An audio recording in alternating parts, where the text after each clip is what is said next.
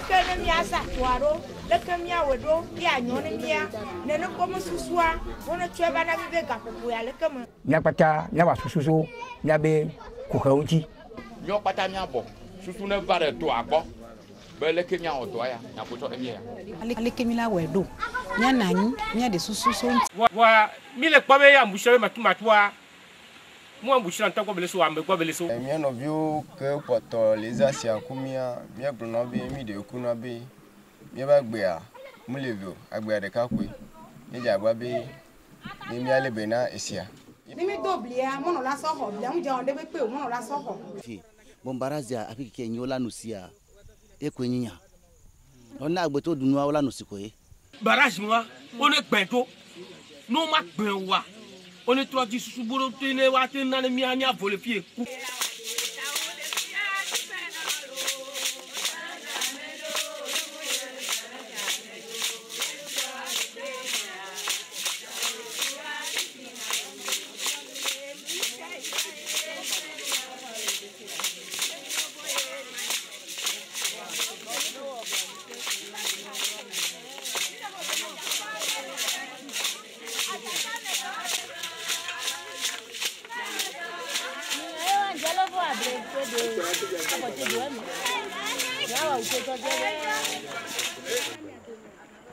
Voilà, le travail qui se fait autour du bassin du Mono consiste essentiellement à pouvoir discuter avec les populations, dialoguer avec elles au sujet des sujets de préoccupation majeures dans la gestion et le partage du Mono, mais également trouver des voies et moyens pour permettre de pouvoir asseoir une gestion négociée, une gestion partagée du Mono.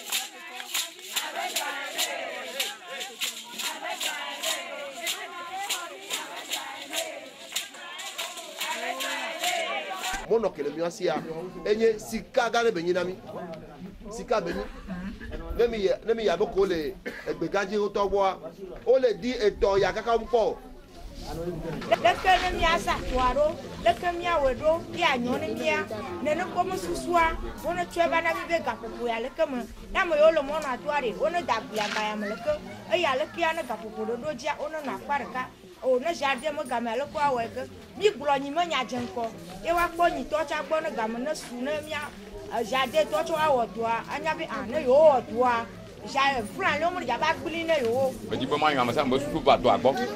Ni di be mi weleke. Ma ye be ho no we. Aw. Nyo mi di be mi abo mi aweleke. Ne ma bia mo to ni ase. Le tet ma la da ja. Ne me ya le ma. Yi ta ma sa ma na to be susu na yi ben kwa ma na tedem be yo di be yo aweleke. Ni di be mi weleke. To do to gbo be yo kwa be nyi de na fure yo. Ademe to be leke. Te dolo be leke, agbi dolo be leke, brito be leke. Ye di be leke wa nwe ya. Ya me sa mo su na ba kamalo. Benye jan. Akwa. Kemi va ni mo po di ntocho a ne be via de ka nyoma na nyi de sima ehun ele sha ntigble. Wa loko eshia o le traiter bien que be enyu mu kemi richesse que sinon mu kemi sosu eto am eto be ma ko be monu abe shia ko mi bona wa mi so ina mi be centre de traitement de potasse ti kemi o de na di mu blan mu amo le me kekeke ngwe vana tie ba atike se bele ka bele blan atike mi zana na mo Nya pata, nya wa sususo, nya be kukaunji. So nya be ajo kula do awa kukaunji, adana amuta sonji. Agbora de adana amuta sonji. Ne o la ba ipeshe adana amuta sonji.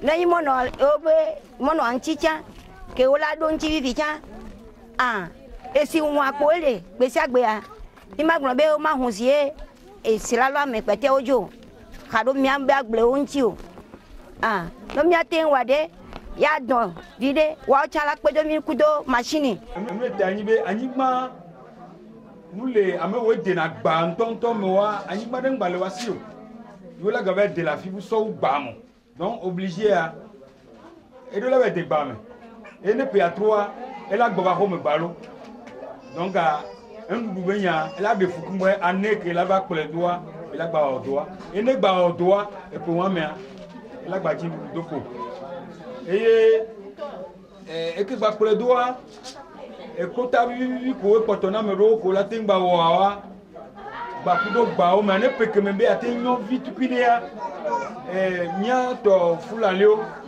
e pelo o renani o na dembada subo ke tutu ba gbelena mi abe du anto me ku mi ya kwasi pele donc pour la vie ah il comme moro ai kaka bato à 20 pour 20 à clacou à vie do bene la fima il voilà ayo que ya tout bien il quoi moro ya e Georgina mi anyonu susu keji be Georgina mi duwa enyi be enu ke omi le do le monu agbo ye monu ale kule so le jona mi nji jobe nyina mi vani ne ba mo te va kaka yo te va wero de e monu ate le kepere kanami ye mi chanu nu ko mi ha mi lo wo mi na ke nko ye mi na te sola bi ye so mi ha ye viola voa na mi chamila no ame ojo fi fia mi na te yo mi nu la bo la dogo kuru mi to mi ko le fia wa mi dogo kudo wa mila awo bobo de ka abena de nyaka me o he bana mi enwa leke mila wedo nya nanyi nya de susu so nti nya no me sa me be ji me ala no so ka be ji be ga me a ne enye be nu ba te yin kona nya wo chan. Nous sommes au niveau du fleuve Mono. Je peux dire actuellement nous sommes au moment de creux dont le Mono est tellement cru, vous voyez non. Donc en ces jours-là je vois que le Mono là nous a beaucoup, je sais pas comment je peux le dire, ça a transporté beaucoup de produits, tels que le maïs et ces choses que les paysans ont semés. Ouais. Donc cela a causé beaucoup de dégâts, quoi. Donc ça nous empêche tout ici à Torpoli, quoi. Ouais.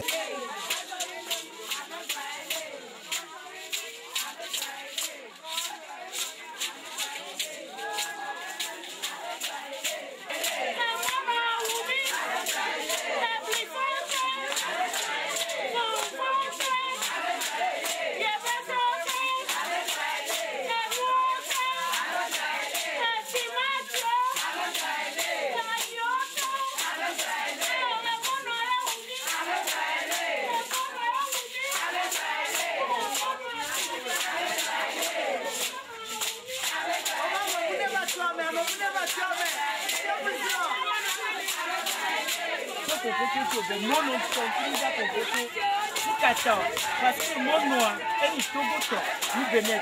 Que sinon nous venons à jouer.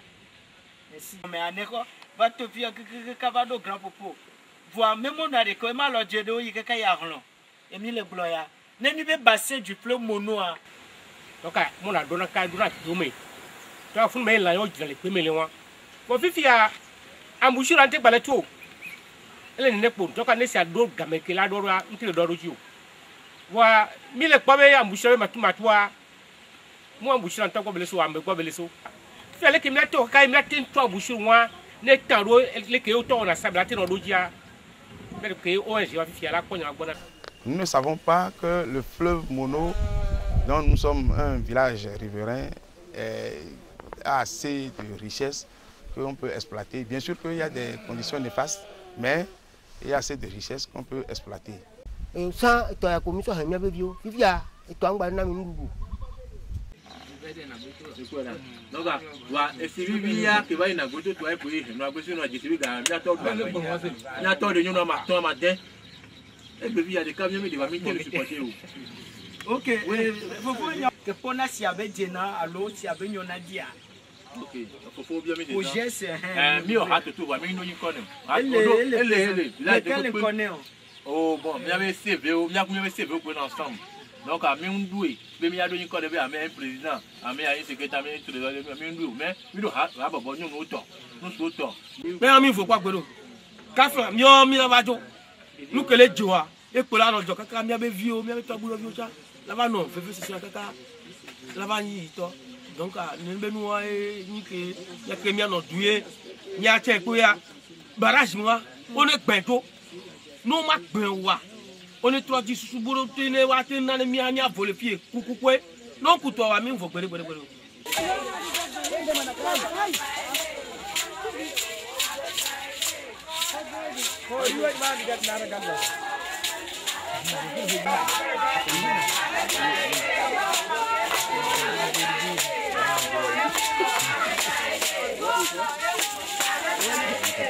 Afike kemile zana le mono mefia fifia oho anyangba pata. Afike ke enyole nusicha mulo. Ernea sante piale bon fifia mulo. Kemi trova fie kwa forse milano jite pete ya ane jeja kwa fidelea wona to vitu kwa funu kwa mebe nya o laba nusi. No kaka obado amewu agula chamul jato tela segbemi. Ela gbulo onto kule yin soro ebe agulme. Ko amedelia ola ba bio amesisi ola ponpoa ola segbemi. Bo amedelia no ba munyo la to la ponpoa ola jato ajire wo. Bo ajire wa eko munyo. Na amedeja gbona wo kwa ehiwa atote aponpo kwa ola segomi.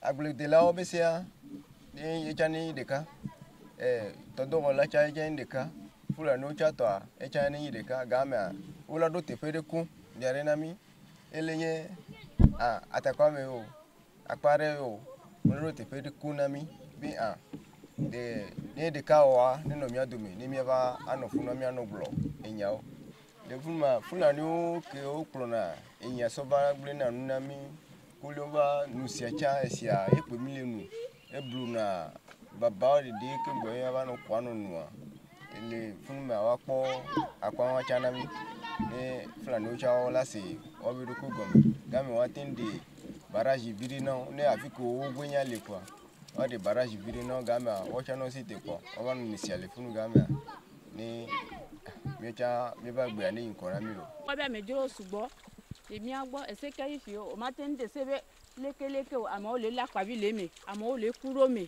le ko la o ifi jo le me sugbo ye mi anto mi nya be mi aten pere mi antia mi a pere mi anti ifi adangbe to mu lebe de fifi nya be kwa yiji mu lebe de mi no nusia o ye mi va mi agbo ifi ayi mi akusia so na obe anu to po ifi le nya no do po de yo dalele gan re ele me akusia so na o fifi anu budo lale kafla baraja o dara le funu fi obe mi anu do pabi apabi am to le pe le du egbe ji kenyan fo egbe yan de si be do pe o nkejo na on ke vivi e moto la so atapa me o la le zon le to aji e zomble o kenyin agbede la le fi la sita ito ato ne ava pe akwabi ko lavado e momulo ko la po pese robe o ma sana mi o me o ke ya yin gba to ko pese ro le ba o mu je sibere me ke to oyin dua o me ke to oyin to o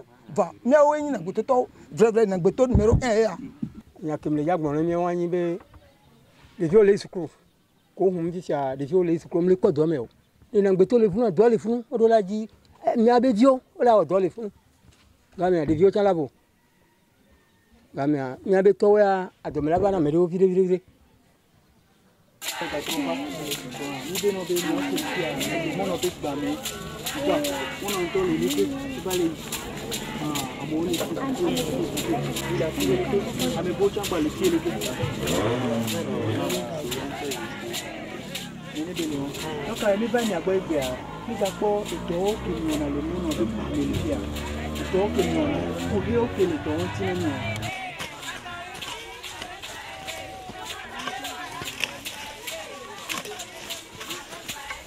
le mono le fialo keme donc dia ye nya ira chile bi o tu ba ko ye le fu le mono la do mi to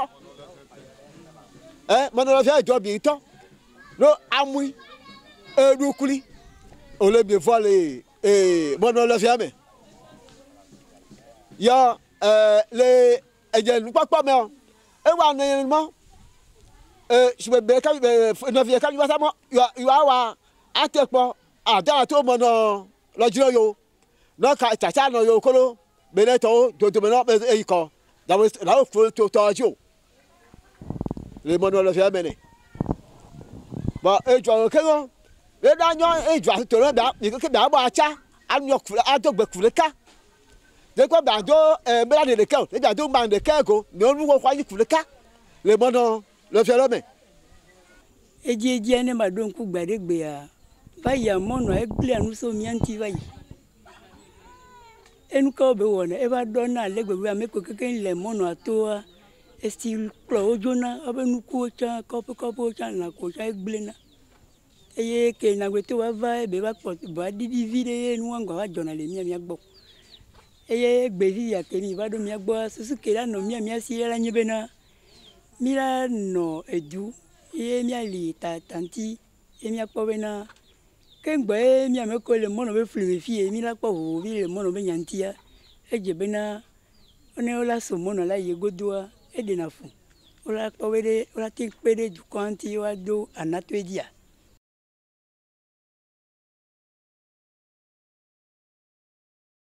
D'accord. La première étape, c'est de pouvoir faire une photographie à peu près, c'est-à-dire un état de lieu de ce qui se passe dans le bassin, c'est-à-dire les dynamiques socio-économiques qui s'opèrent autour du fleuve Mono, au Togo et au Bénin. C'est la première étape. La deuxième étape, c'est de pouvoir mettre en place, après d'autres réunions avec les riverains sur le fleuve Mono, de mettre en place l'autorité du bassin du Mono entre le Togo et le Bénin. Lorsque nous sommes arrivés dans des milieux, dans des villages, mais il se fait que les populations eux-mêmes ne savaient même pas que le Mono est une richesse pour eux. Donc lorsqu'ils ont écouté cette idée d'approche négociée, c'est-à-dire de les impliquer dans la gestion du bassin, mais c'était vraiment un plaisir pour eux. Donc on est passé ailleurs, par exemple lorsqu'on est allé à Tokblich. Du coup pour eux, le Mono est comme une menace. Pourquoi? Parce que l'eau envahit carrément les cultures. Vous voyez? Donc au même moment, ceux qui s'en sortent, c'est peut-être ceux qui font les transports à pirogue. Voilà, donc pour les agriculteurs par exemple, c'est une grosse menace. Parce que lorsque le Mono est en crue, voilà, ça vient dévasser les champs. Ah, on va former une équipe très forte pour diriger le bassin du Mono. On se réjouit que nous avons la possibilité de nous organiser pour mieux, pour notre mieux-être, j'allais dire très courtement. Et les peuples du bassin du Mono constituent donc une énergie non négligeable pour le Togo tout entier. Donc c'est bienvenu qu'ils soient organisés, qu'on soit ensemble pour réfléchir sur nos problèmes et trouver donc des solutions adéquates nous-mêmes, par nous-mêmes et pour nous-mêmes. Que sinon de messi qui me douje si voir, on va dire Gonemi. Nous savons aujourd'hui c'est une nouvelle découverte pour nous que il y a les Chamba, il y a les Tchaoudjo, il y a la Plateau, il y a la Martime. Or auparavant nous ne savons pas que tous nous sommes des peuples, des fils du bassin du Mono. Cette découverte déjà c'est grand. L'ONG a fait le bon travail et on le soutient. Ce que nous avons pu voir durant cette enquête, cette étude, cet échange, ce partage avec les populations du Mono dans leur ensemble, nous convainc davantage que quand on parle de gestion intégrée des ressources en eau, quand nous parlons d'approche négociée, eh bien, il y a de l'espoir. C'est vrai que les expériences passées, notamment l'AGIR, la gestion intégrée des ressources en eau, a montré ses limites parce que la population ne s'est pas sentie assez impliquée. Tenez, actuellement, le Togo et le Bénin sont en train de mettre en place l'autorité du bassin du Mono. Et ce, sans aucune consultation des peuples concernés, les citoyens du Mono. Donc les populations, les citoyens du Mono sont très contents que nous puissions les approcher, que nous puissions porter leur voix et que de ce fait, elles pourront également s'organiser, partager ensemble leurs problèmes, se connaître davantage à travers les festivals, pouvoir mettre en place des projets de développement et pouvoir mobiliser les ressources et les réaliser. Oui, nous pensons que les populations sont assez préparées. Notre rôle, c'est un rôle de facilitation et nous avons très espoir à partir de la participation assez formidable à l'atelier d'Atakwame que de bons jours sont devant les peuples et citoyens du Mono.